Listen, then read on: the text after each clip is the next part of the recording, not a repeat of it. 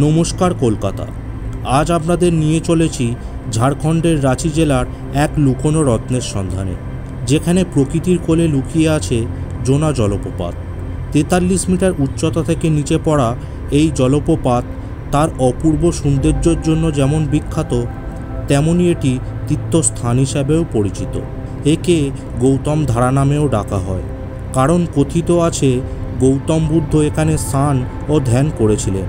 এই জলপ্রপাত picnic spot হিসেবেও যেমন জনপ্রিয়, তেমনি প্রকৃতিপ্রেমীদের জন্য এক অমূল্য রত্ন। এর অপূর্ব সৌন্দর্য, নামের পিছনের ইতিহাস, আশেপাশের দর্শনীয় স্থান এবং সেখানে পৌঁছানোর সমস্ত তথ্য নিয়েই সাজানো হয়েছে আজকের ভিডিও। তাহলে আর অপেক্ষা কেন, চলুন শুরু করা যাক আজকের বিশেষ যাত্রা। কলকাতা থেকে জোনা ফলস যেতে হলে আপনি হাওড়া থেকে সকাল 6:05 রাঁচি শতাব্দী এক্সপ্রেস ধরে দুপুর 1:15 মধ্যে রাঁচি পৌঁছাতে পারেন। এরপর স্টেশন থেকে লোকাল বাস বা ট্যাক্সিতে 1 ঘন্টা 10 মিনিটের পর। অন্যদিকে কলকাতা থেকে যারা গাড়িতে আসতে চান তারা NH-16 হয়ে রাঁচি পৌঁছে NH-43 ধরে সহজেই জোনা ফলসে যেতে পারে। জোনা ফলসের প্রবেশের জন্য প্রতি ব্যক্তির 30 টাকা প্রবেশ মূল্য এবং পার্কিং ফি প্রদান করলেই সহজেই নির্দিষ্ট পার্কিং এলাকায় পৌঁছাতে পারে। এছাড়া জোনা ফলস প্রতিদিন সকাল 8টা থেকে বিকেল 5টা পর্যন্ত দর্শনার্থীদের জন্য খোলা থাকে। ঘন সবুজ বন ও শান্ত পরিবেশে ঘেরা এই জলপ্রপাতের নামকরণ হয়েছে পাশের জোনা গ্রাম থেকে। প্রকৃতির সুন্দর পরিবেশে ঘেরা এই জায়গা শহরের ব্যস্ততা থেকে দূরে একদম শান্ত ও আরামদায়ক অবসর কাটানোর জন্য আদর্শ, বিশেষ করে যারা প্রকৃতি ভালোবাসে। পাশাপাশি এটি একটি জনপ্রিয় পিকনিক স্পট হিসাবেও পরিচিত, যেখানে পরিবার ও বন্ধুদের সঙ্গে এক সুন্দর দিন কাটানো যায়। জোনা ফলসে পিকনিকের জন্য যথেষ্ট জায়গা ও গাড়ি পার্কিংয়ের সুবিধা রয়েছে, তাই নিশ্চিন্তে আপনার গাড়ি পার্ক করতে পারবেন। জোনা ফলসের মূল সৌন্দর্য উপভোগ করতে হলে আপনাকে সিঁড়ি দিয়ে নিচে নামতে হবে। এই পথেই রয়েছে বেশ কিছু আকর্ষণীয় স্থান, যা আপনার শ্রবণকে আরও আরামদায়ক করে তুলবে। খাবারের জন্য জোনা ফলসের আশেপাশে কয়েকটি ছোট দোকান রয়েছে, যেখানে স্থানীয় খাবার পাওয়া যায়, তবে খাবারের অপশান সীমিত, তাই আপনি চাইলেই নিজের খাবার সঙ্গে নিয়ে আসতে পারেন।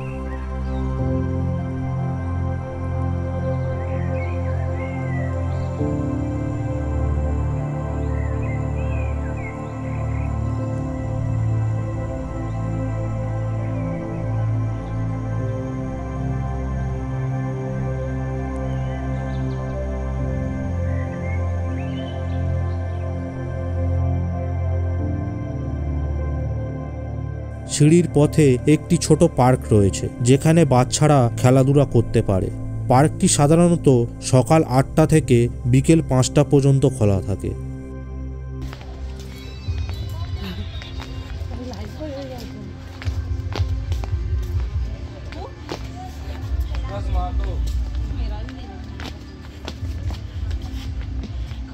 এখান থেকে শুরু হচ্ছে নিচে নামার সিঁড়ি।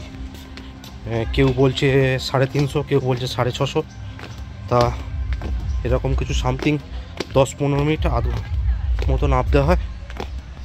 চলুন কতটা দেখা যায় নামতে হবে, তারপরে ওখানে গিয়ে দেখাচ্ছি আরও বিস্তারিত তথ্য। দেখুন, শাল সেগুন গাছ ভর্তি।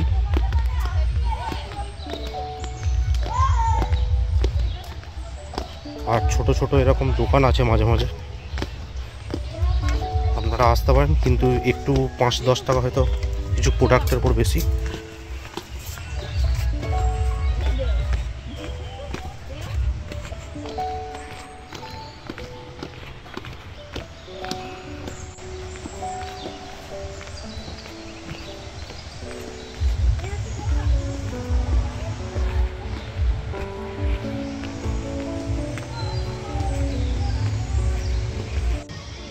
আমরা এখন নামছি, দেখছি অনেকটাই সিঁড়ি আছে মোটামুটি।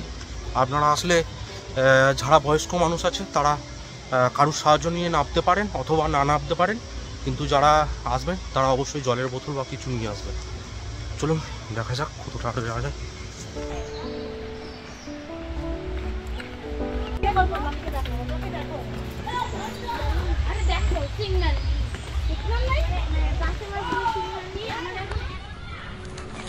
সিঁড়ি দিয়ে নামার সময় প্রথমেই গৌতম বুদ্ধর একটি মন্দির দেখা যায়, জোনা ফলস, যা স্থানীয়ভাবে গৌতম ধারা নামে পরিচিত।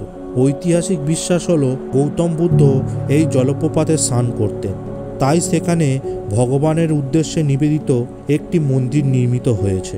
মন্দিরটি দর্শন করে আপনি জলপ্রপাতের দিকে এগিয়ে যেতে পারেন। জোনা ফলসের প্রকৃতির সৌন্দর্য সত্যি মুগ্ধকর।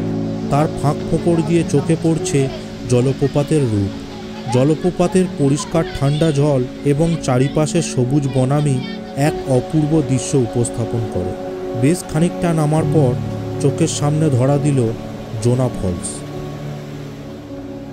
141 ফুট উঁচু থেকে জলরাশি সশব্দে আঁচড়ে পড়ছে। জোনা ফলসের এই রূপ খুবই আরামদায়ক, তাতে কোনো সন্দেহ নেই। জলপ্রপাতটি গঙ্গা নদীর উপনদী বারু নদীর অংশ। এখানে আসার সেরা সময় হলো বর্ষাকাল, যা জুলাই থেকে অক্টোবর পর্যন্ত স্থায়ী হয়, যখন জলপ্রপাত তার পূর্ণরূপে প্রবাহিত হয়।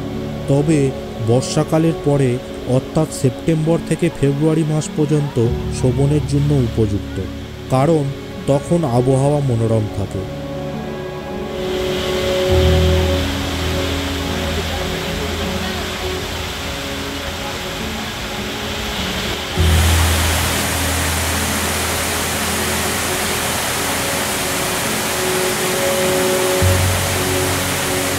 তো আমরা সবাই পৌঁছালাম জোনা ফলসের এখানে। আর আপনারা যদি আসেন অবশ্যই একটা টুপি বা কিছু নিয়ে আসবেন।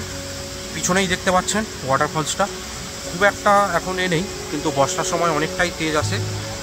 আর আসবেন, খুব মোটামুটি ভালো জায়গা, কিন্তু আপনারা একবার ভিজিট করতে পারেন যদি প্রথমবার আসেন। তো রেকমেন্ড রইল, কিন্তু তাও যদি আপনাদের মনে হয় খুব, তাও একবার আসতে পারেন প্রথম যদি আসতে চান। আপনারা এবার কিছু সিনেমেটিক দৃশ্য দেখুন এখানে।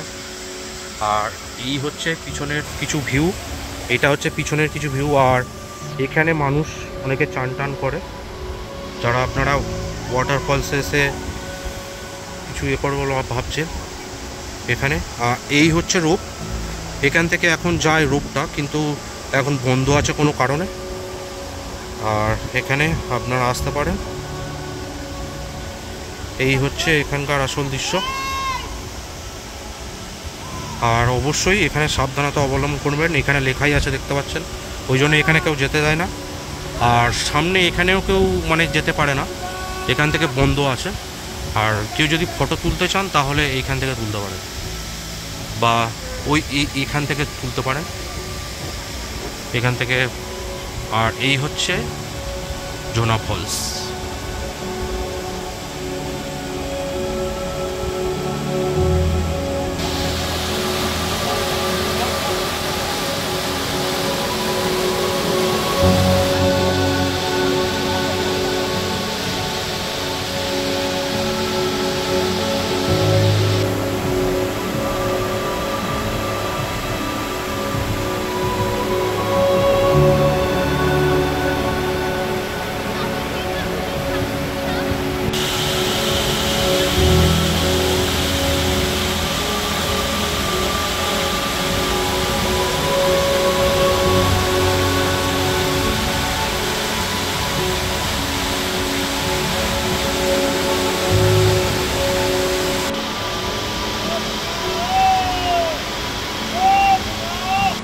তো বন্ধুরা, জোনা জলপ্রপাত সত্যি ঝাড়খণ্ডের একটি লুকোনো রত্ন। যদি প্রকৃতির মাঝে হারিয়ে যেতে চান তাহলে এই স্থানটি একবার অবশ্যই ঘুরে দেখুন।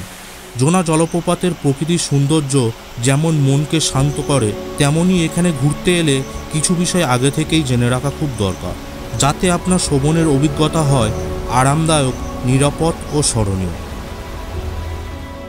1. আরামদায়ক জুতো পরুন, কারণ আপনাকে বেশ কয়েকটি সিঁড়ি বেয়ে নামতে হবে এবং উঠতে হবে। 2.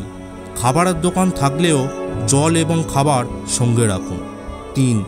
প্রকৃতির সৌন্দর্য বজায় রাখতে এলাকা পরিষ্কার রাখুন এবং আবর্জনা ফেলার জন্য ডাস্টবিন ব্যবহার করুন। 4. বর্ষাকালে জলপ্রপাতের স্রোত বৃদ্ধি পায়, পাথর পিচ্ছিল হতে পারে, তাই সাবধানে চলাফেরা করুন।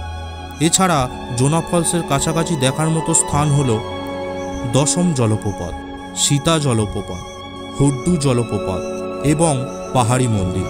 আশা করি জোনা ফলসের এই সুন্দর প্রকৃতি আপনাদের ভালো লেগেছে। আমাদের দেওয়া তথ্য আপনাদের শ্রবণকে আরও আরামদায়ক ও স্মরণীয় করে তুলবে। তাই পরবর্তী ভিডিওর জন্য আমাদের সঙ্গে থাকুন। ভিডিওটি ভালো লাগলে লাইক, কমেন্ট ও শেয়ার করতে ভুলবেন না। নতুন নতুন শ্রবণের গল্প পেতে আমাদের চ্যানেলটি সাবস্ক্রাইব করুন এবং কমেন্টে জানান ভিডিওটি কেমন লাগলো। পরবর্তী ভিডিওতে আবার দেখা হবে। ততক্ষণ পর্যন্ত সুস্থ থাকুন, ভালো থাকুন।